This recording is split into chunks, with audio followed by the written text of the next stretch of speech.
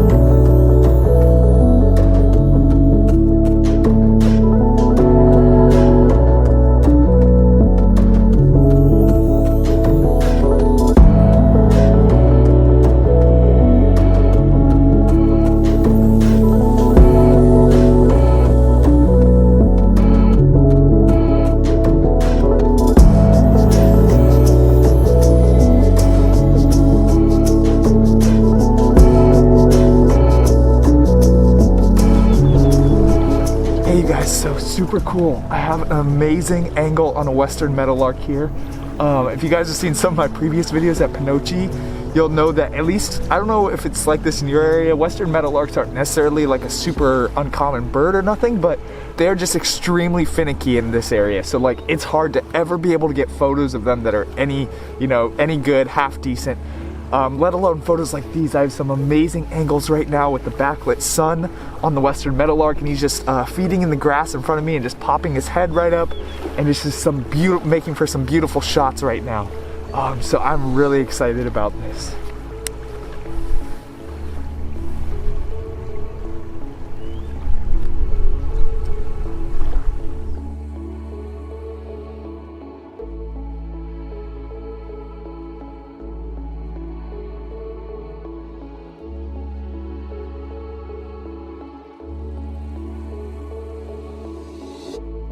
So we've had a pretty eventful day out here for just a few hours now. Been a pretty awesome day, gotten some pretty good photos that I'm happy with, and I'm really excited to show those to you guys right now.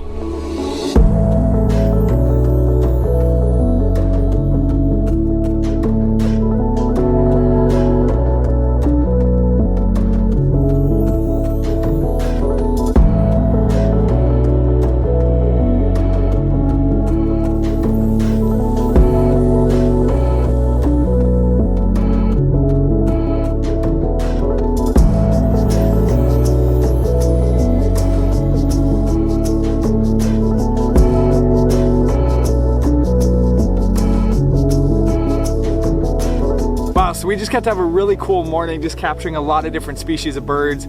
Got to capture some great-tailed grackles, a couple different types of ducks, and coots, stuff like that. But most of all, that highlight of the day was definitely the Western Meadowlark. It was so cool getting to capture that Western Meadowlark finally. A bird that I've been wanting to catch for a long time. I see around a ton, but just not able to grab photos of them just because of how skittish they are. So that made me really excited just to be able to capture that. Just to share a little bit of that moment with you and how this applies to wildlife photography is, it's so important to just take advantage of those situations and those opportunities that just fall on your plate. I noticed at the moment a Western Meadowlark off to my left when I was camped out by the bottom of the lake, and I was laying prone right next to the lake just waiting for birds to come by, and I was getting a lot of good shots there. But I noticed that there was a Western Meadowlark, which I really wanted to capture, you know, for a long time off to my side. And the cool thing about it was I noticed he flew up there on top of a little hill where there was a little ridge, a very sharp, like, not like a cliff because it's only like 3 feet high, 4 feet high, but there was a little cliff, and then he was up on the plateau. So what I was able to do was I was able to crawl towards the cliff and then just slowly start to peek my head over. And because I had such a slim profile and he really didn't notice anything of me but my eyes and my camera, I was able to get those shots without him, being disturbed and flushing off. Because if I would have stood up, showed my whole body and approached him directly on, that would have never worked. He would have flew away just like they have every other time. But what I was able to do here was really just get to sneak up on him.